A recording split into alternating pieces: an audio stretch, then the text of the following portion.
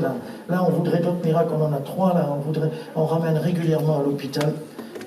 Nous, on n'a plus besoin des cannes. Et quand on fait ça, quand tu pries qu'il y a une guérison, ouais, le trou de la sécu est bouché un peu plus. Nous aidons la sécu, nous aidons la mairie, nous aidons les autorités de ce pays. Et je termine. Il y a un message. Alléluia. Paul, tu peux revenir avant au texte? S'il te plaît, merci. Je ne connais même pas ce jeune, mais merci. Vous êtes, dit Paul, manifestement une lettre écrite par notre ministère. Écrite par notre ministère. Les pasteurs écrivent dans vos cœurs. Quand tu es venu pour la première fois, le pasteur, il a écrit dans ton cœur le début. Et depuis, tu entends la parole et toi-même, tu vas dans la parole. Tu permets à Dieu de continuer à écrire et à écrire. C'est merveilleux. Ce livre d'amour, merveilleux. Et là, ce matin, il y a dans le public deux catégories de gens. Il y a ceux qui déjà ont quelques heures de vol avec le Seigneur, quand même. Et puis, il y a ceux qui débarquent, comme nous avons débarqué. Et c'est vrai que quand je suis arrivé la première fois, j'étais au fond. Moi aussi. Puis après, j'étais devant, après 2-3 mois. J'étais devant, puis un jour, j'étais là-haut. Je voudrais ce matin que tu me permettes d'écrire dans ton cœur ce message d'amour. Alors, ce message d'amour, il est merveilleux. C'est le message de l'Évangile. C'est le message de la bonne nouvelle, le plus beau des messages, la bonne nouvelle du pardon des péchés. L'Évangile est appelé de plusieurs façons. La bonne nouvelle de la grâce, la bonne nouvelle de Jésus. Cet Évangile qui nous transforme. Dans le mot grec, l'Évangile, c'est la dynamite de Dieu qui nous a transformés. Il change le brigand à la croix, en un agneau. Il change Saul de Tarse, le persécuteur de l'Église, qui deviendra un apôtre formidable. C'est une transformation pour le quotidien, c'est merveilleux. Et surtout, ce message présente Jésus, la personne et l'œuvre de Jésus. La personne de Jésus. Jésus, il est homme ou il est Dieu? Il est Dieu ou il est homme? Il est les deux, mes amis. Quand il dit « je suis la porte », pourquoi dit-il cela? Parce qu'une porte a toujours deux côtés. Chez moi, je pense souvent à la porte, quand Jésus a dit « je suis la porte », parce que la porte d'entrée, c'est aussi la porte de sortie. Il y a un côté intérieur, il y a un côté extérieur. Jésus, il a le côté intérieur, le côté ciel, et le côté extérieur, le côté terrestre. Et c'est un personnage exceptionnel. Mais en plus, mes amis, son œuvre est remarquable. Cécile Rhodes a fondé la Rhodésie. C'est un homme extraordinaire. Cependant, quelques jours avant de mourir, il dit « J'ai si peu fait, j'ai encore des projets. » Jésus, quand il meurt, il dit « Tout est accompli ». Comment un homme, à 33 ans, peut-il dire « Ça y est, c'est parfait ce que j'ai fait ». Et il le dit avec simplicité et humilité de cœur. Jésus, on va bientôt fêter sa naissance, c'est Noël, on va parler que de sa naissance, mais j'espère que tu ne t'arrêtes pas au petit Jésus de la crèche. Il a grandi et il a enseigné. Ces paroles de feu. Ceux qui sont venus pour l'arrêter, on les a envoyés, ils sont revenus bredouilles en disant à ceux qui les avaient envoyés, jamais homme n'a parlé comme cet homme. Des paroles qui bouleversaient, des paroles, et il n'a pas changé, des paroles qui te font pleurer, des paroles qui te remplissent de joie. Son regard, œil de lynx, qui pénètre, qui soulage, qui console, qui sèche les larmes. Et puis, ces miracles. Alors vous avez entendu, les miracles dans l'évangile sont là, mais vous avez entendu, Dieu fait encore des miracles en Corse. Je suis venu, ne connaissant pas le Seigneur, quand j'ai connu le Seigneur, j'étais étudiant à Aix-en-Provence, je suis venu en 70, 71, et là, il y avait Serge et Pauline Gaillard, et j'ai vu des miracles en Corse.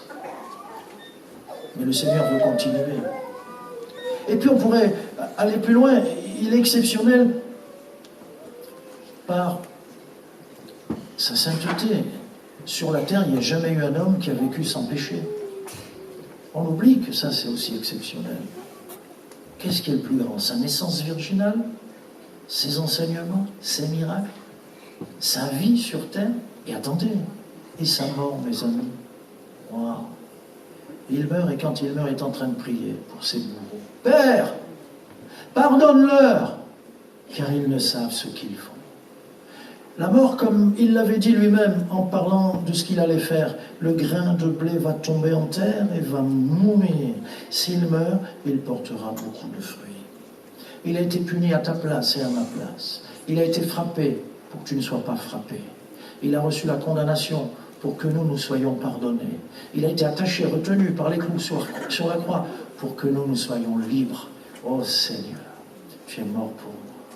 J'aurai constamment une dette à ton égard. Et puis c'est pas fini. Et sa résurrection. Parce qu'il est vivant, alléluia. Un jour, Voltaire est devant un magasin, là, il y a des objets, et puis il y a un crucifix, une rie, Jésus de Nazareth, roi des Juifs, et il y a un petit gamin, et Voltaire qui aimait bien taquiner, lui dit, petit, tu comprends c'est qui ça, ce gars-là? Mais c'est Jésus, monsieur. Ah bon? Tu es sûr? Ah ben oui. Et le petit dit, mais monsieur, il n'est plus là, il est vivant. Et là, Voltaire est reparti très pensif. Et il avait un problème, un bon problème. Alors, on pourrait parler de Jésus, quand on parle de Jésus, on ne s'arrête pas, mais je veux m'arrêter et en conclusion faire un double appel, parce que l'Évangile amène toujours à un appel. Il nous interpelle. Et le premier appel, c'est pour celui qui n'a pas fait encore cette expérience personnelle, je dis bien personnelle, à ouvrir le cœur et à dire, Seigneur, commence à écrire, change ma vie, efface tout, pardonne tous mes péchés et commence à écrire un nouveau message. Je veux qu'on puisse lire ton amour dans mon cœur. Je veux qu'on puisse lire la transformation que tu vas opérer en moi. Et je voudrais t'appeler, mon ami, là où tu es et qui que tu sois, je voudrais t'appeler et te dire, sois docile, ne résiste pas. Ouvre ton cœur et dis, Seigneur, écris ce beau message. Je veux à mon tour devenir une lettre. Les corps ont besoin de lire. Et ils ont besoin de lire dans ta vie. Mais commence par toi-même. Et dis, Seigneur, écris dans ma vie. Commence à écrire ton pardon pour mes péchés. Change-moi. Transforme-moi. C'est le plus beau des miracles, ça. Une vie transformée. Et je vais donc faire ce premier appel tout à l'heure. Et puis je veux faire un appel à tous ceux qui sont déjà des lettres pour que nous prenions, vous et moi, conscience de l'importance que nous avons. J'ai bien dit, nous sommes des gens tout à fait ordinaires. L'enveloppe que nous sommes. Mais l'enveloppe que nous sommes contient le plus beau des messages. Alléluia. Ce message, il est écrit dans nos cœurs. C'était dans le verset. C'est magnifique ce verset. Voilà, je voudrais qu'on se recueille et je veux faire un premier appel puis un deuxième appel. On peut se recueillir, s'il vous plaît. On baisse nos fronts. C'est vrai qu'on peut prier les yeux ouverts. On peut prier assis, debout, à genoux, en marchant, qu'importe. Mais je voudrais qu'on respecte la liberté de chacun. Et maintenant, je veux t'appeler, toi qui as besoin de découvrir le Seigneur, à ouvrir ton cœur.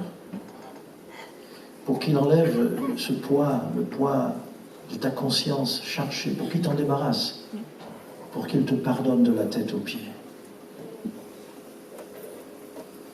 Seigneur, fais-nous grâce et aide-nous maintenant. Il y a ta présence qui est très forte depuis le début. Merci pour ces chants, ces témoignages à ta gloire. Et puis ta parole, qui a toute autorité maintenant, pour venir nous transformer. Fais-nous grâce aussi à nous engager à être la lettre pour cette île de beauté. Amen. Alors, tandis que nous sommes recueillis, bien-aimés, je veux faire un premier appel. Mon ami, ouvre ton cœur au Seigneur. Il veut te débarrasser de ce poids. Il veut te pardonner, te donner une nouvelle vie et commencer à écrire ce message d'amour dans ton cœur. S'il y a quelqu'un qui sait que le Seigneur s'appelle à lui et qui a assez de courage pour accepter l'amour du Seigneur, je lui demande de se lever à sa place. Je prierai pour lui. C'est un miracle que Dieu veut faire. Il est prêt à le faire tout de suite. C'est très simple. Lève-toi. En te levant, c'est comme si tu disais, je laisse tomber à terre mon ancienne vie. Et je veux maintenant une nouvelle vie. Je veux découvrir ton amour de jour en jour. Lève-toi, mon ami. Alléluia. Merci, Seigneur. J'en vois qui sont debout. Le Seigneur t'appelle. Lève-toi, mon ami. Alléluia. Tu lui dis, Seigneur, tu commences aujourd'hui, maintenant, à écrire ta lettre d'amour en moi. Amen. Et puis je veux m'adresser maintenant, l'appel, je veux l'adresser aux frères et sœurs d'Ajaccio, et même il y en a qui nous ont rejoints de Bastien, pour vous responsabiliser. Ne doutez pas, ne baissez pas les bras. Le Seigneur veut que vous soyez cette lettre, que vous donniez de la lecture à cette population corse. Comprenez votre responsabilité. Il va vous aider. Ne dites pas « je suis méprisable, je suis petit ». L'enveloppe est dérisoire, mais elle porte un merveilleux message. C'est ce que tu portes en toi, le message de l'amour du Seigneur, la présence de Dieu dans ton cœur, qui va faire la différence. Alors lève-toi, si tu offres ta vie pour les Corses, tu te lèves et tu dis « Seigneur, tu vas m'aider, mais je veux persévérer ». Je sais que tu es déjà un témoin, je sais que ton témoignage en a amené déjà beaucoup au Seigneur, mais lève-toi pour renouveler tes vœux et pour dire « Seigneur, je veux être ta lettre d'amour pour la Corse ». Dieu a des intentions et il les a écrites dans son livre, mais aussi dans ton cœur. Tu te lèves, bien-aimé. Alléluia. Amen. Tu bénis ceux qui se lèvent et je me lève avec eux, Seigneur, parce que je veux renouveler moi aussi mes vœux pour être utile à ma génération. Amen. Alléluia. Nous sommes une lettre. Merci, Seigneur. Amen. Merci à notre frère pour ce message. Voilà, sans plus tarder, je veux vraiment remercier Monsieur le maire, Monsieur Marc Garangel, de ce temps qu'il nous accorde. Je vais lui laisser toute la place. Absolument. On peut l'applaudir, s'il vous plaît.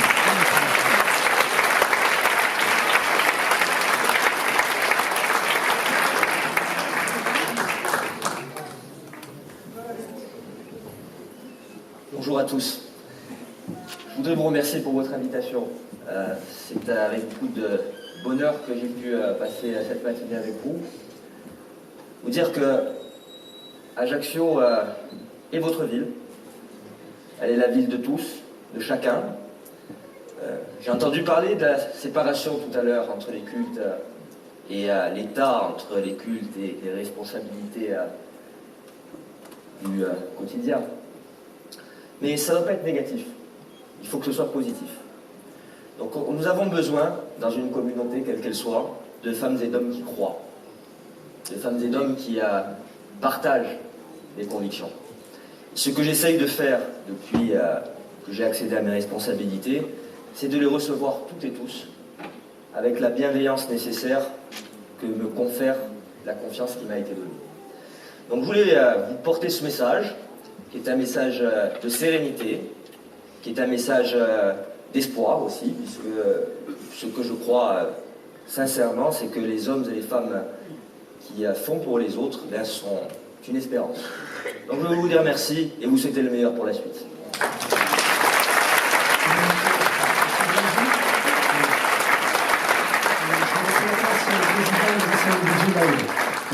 De la région PACAC. Voilà, Monsieur le maire, tout d'abord, merci de votre présence ce matin. C'est assez rare de voir dans de telles manifestations un élu être au début et jusqu'à la fin de la manifestation.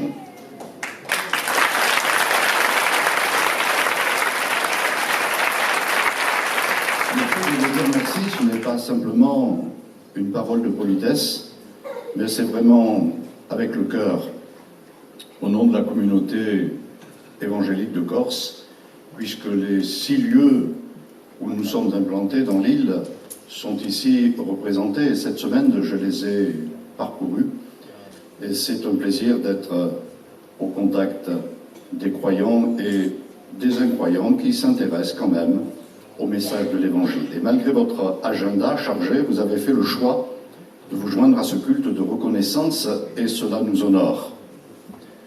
En février 2010, à la maison de l'UNESCO à Paris, s'est tenue la nouvelle exposition itinérante de la Bible. Le ministre de la Culture de l'époque fit un discours très remarqué. Mais le plus remarquable était la banderole sur le fronton de l'édifice, et ceci pendant 5 jours. La Bible, patrimoine de l'humanité. Le message de la Bible transforme favorablement le cœur de l'homme. Vous avez vous-même déclaré, le 15 août 2013, je cite, « Le bonapartisme est une tradition politique de la ville impériale qu'il faut faire perdurer, d'autant plus qu'elle fait partie de l'identité ajaxienne. Être à Ajaccio et ne pas mentionner l'enfant illustre de la cité serait impardonnable. Napoléon, né le 15 août 1769. Rassurez-vous, je ne vais pas vous faire un cours d'histoire, mais uniquement souligner un fait en rapport avec la Bible que nous allons vous offrir. À Sainte-Hélène, Napoléon reçut par l'intermédiaire de son chapelain une Bible à reliure très soignée et à son initiale. Il la lut beaucoup et fut frappé par la personne et par l'œuvre de Jésus-Christ. Il communiquait souvent à ses compagnons de captivité ses impressions à cet égard. J'ai, disait-il, au comte de Montholon, dans les jours de ma gloire, passionné des multitudes, au point qu'elles mouraient joyeusement pour moi. Mais pour enthousiasmer le soldat, il fallait ma présence, ma parole, mon prestige. Et maintenant, qui est-ce qui m'est resté fidèle? Telle est la destinée des grands hommes, on nous oublie. Quelle différence entre la destinée prochaine de Napoléon et celle de Jésus-Christ! Quel abîme entre ma profonde misère et le règne éternel du Fils de Dieu! Avant même que je sois mort, mon œuvre est détruite. Tandis que le Christ, mort depuis 18 siècles, 21 maintenant, est aussi vivant qu'au moment de son ministère.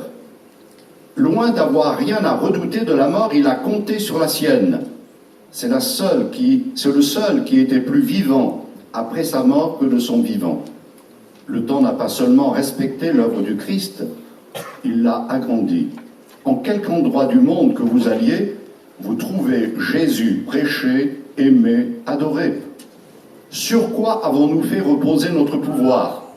Sur la force, tandis que Jésus-Christ a fondé son empire sur l'amour. Et des millions d'hommes donneraient joyeusement à cette heure leur vie pour lui. Christ veut l'amour des hommes, c'est-à-dire ce qu'il y a de plus difficile à obtenir. Il demande le cœur. C'est là ce qu'il veut. Il ne demande rien d'autre et il l'obtient. J'en conclus sa divinité. Alexandre, César, Hannibal, Louis XIV, avec tout leur génie, ont conquis le monde. Ils ne sont pas parvenus à avoir un ami. L'union qui unit Jésus-Christ à ses rachetés est plus impérieuse que quelque union que ce soit. Et tous ceux qui croient sérieusement en lui ressentent cet amour surnaturel. Voilà ce que j'admire au-dessus de toute chose. Moi, Napoléon, plus j'y pense, plus je suis absolument persuadé de la divinité de Jésus-Christ. Napoléon, dont le front ne s'était jamais courbé devant personne, s'est incliné en présence du Christ, reconnaissant en lui le Fils unique de Dieu.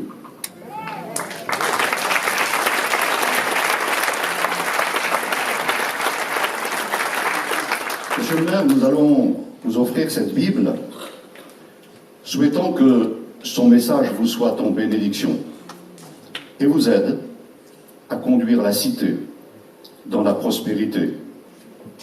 Comme nous souhaitons que nos églises évangéliques, Assemblées de Dieu, prospèrent dans cette île que nous aimons, notre prière, nos prières vous accompagnent, ainsi que votre équipe municipale. Nous avons dédicacé cette Bible, Monsieur Edori, a écrit ceci: Monsieur le maire, avec tout mon amour en Jésus, ou bien ce livre vous éloignera du mal, ou bien le mal vous éloignera de ce livre. Et moi-même, j'ai repris cette parole de Paul à son jeune disciple Timothée: souviens-toi de Jésus-Christ.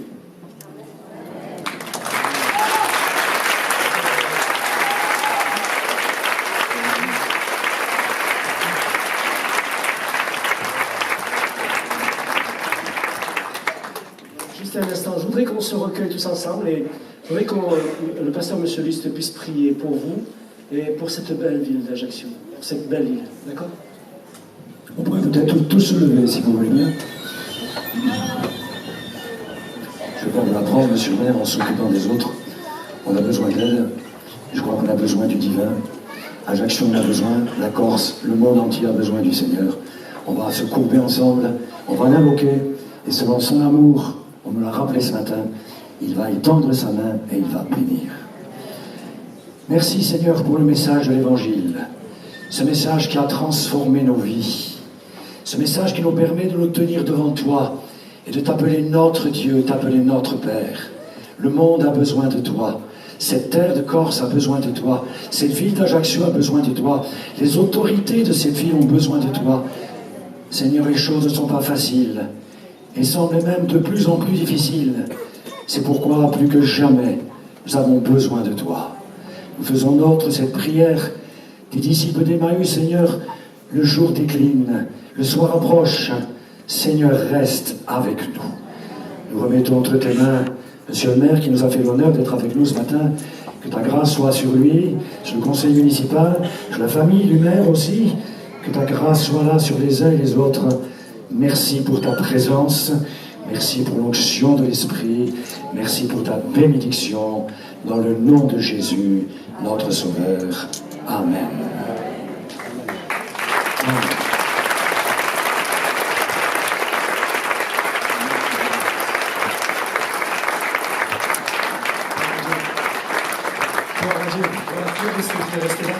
Monsieur Liste, vous pouvez rester là. Voilà, gloire à Dieu. Je veux vraiment le remercier encore, vraiment nous avoir accordé ce temps. C'est vraiment une bénédiction, on a été honorés. Et je voudrais terminer ce moment, et c'est vrai que en remerciant tous les intervenants, parce que ça a été, c'est vrai, c'est l'historique. Sans mémoire, il n'y a pas dit quelqu'un. Sans mémoire, il n'y a pas d'avenir. Et je voudrais terminer en faisant quelques annonces, mais en demandant à tous les pasteurs, les épouses de pasteurs, s'il vous plaît, est-ce que vous pouvez venir tout doucement, Madame Gaillard, est-ce que vous pouvez venir tout doucement sur l'estrade? Je voudrais faire une photo de l'ensemble, s'il vous plaît. Voilà, tous les pasteurs, tous les frères et sœurs qui sont là. Tout doucement, pendant que je fais quelques annonces, s'il vous plaît, vous pouvez vous approcher, nous allons faire une photo. Voilà, je termine en faisant quelques annonces. Juste rappeler que cette semaine, nous avons une semaine de réunion autour de l'Évangile, autour de la Bible. On va vous distribuer un prospectus à la sortie. Voilà, mettez-vous bien. Valérie, on peut pousser peut-être les micros, quelqu'un qui m'aide, quelqu'un qui dirige un peu les personnes, voilà. Nous allons faire une mission chaque jour. On va vous donner un prospectus, prenez-le. Et puis surtout, venez écouter l'Évangile. Dieu veut bénir et il l'a béni et il veut bénir encore. Amen.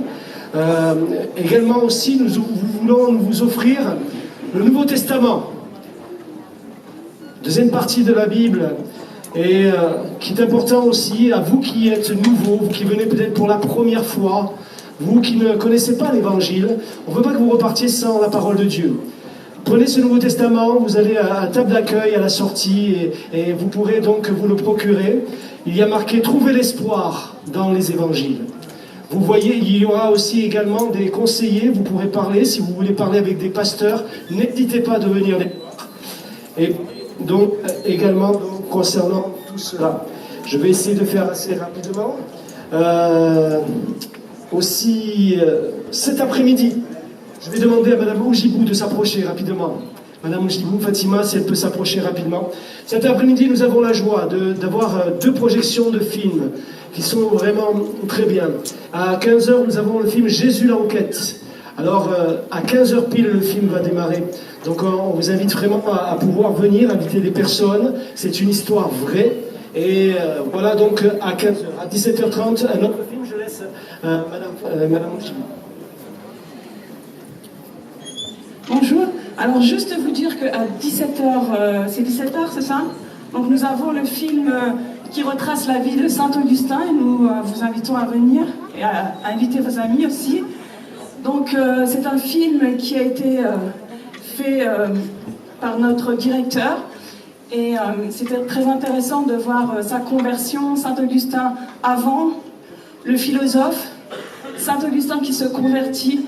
Et c'est un film qui a été réalisé par une équipe tunisienne et algérienne qui a été en partie financée par le ministère de la Culture d'Algérie et de Tunisie. Et c'est un film qui est composé d'acteurs 100% algériens et tunisiens, qui a été réalisé par un Égyptien. Et nous serions très heureux d'avoir une avant-première ici en Corse. Il a été projeté en avant-première à l'UNESCO à Paris. Il a été projeté dans différents pays. Il a reçu plusieurs prix. Et nous sommes très heureux de pouvoir vous le présenter ici, dans cette belle île de Corse. Merci beaucoup, professeur. Voilà, je termine en disant aussi également que vous avez la possibilité, vous qui voulez rester, donc d'ici 3 heures, d'acheter des sandwichs à l'accueil. Il y a des personnes d'accueil, n'hésitez pas d'aller les voir. Voilà, je vous remercie, que Dieu vous bénisse. Et je voudrais que Marc, voilà le photographe, on va essayer de recentrer un peu tout le monde et faire une photo là pour l'histoire. D'accord? Voilà. Merci, que Dieu vous bénisse.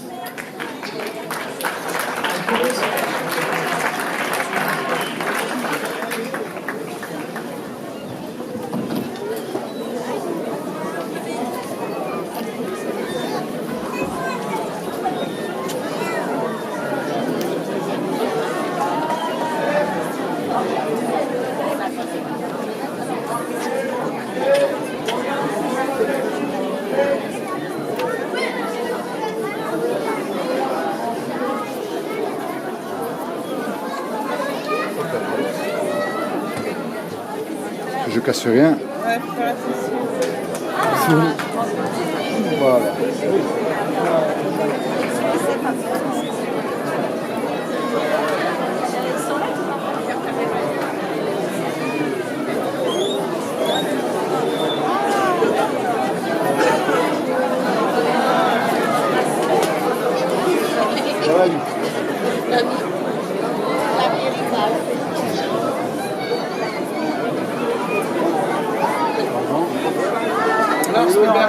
Ouais, c'est bon. Bon, allez, merci, alléluia, merci Seigneur, merci.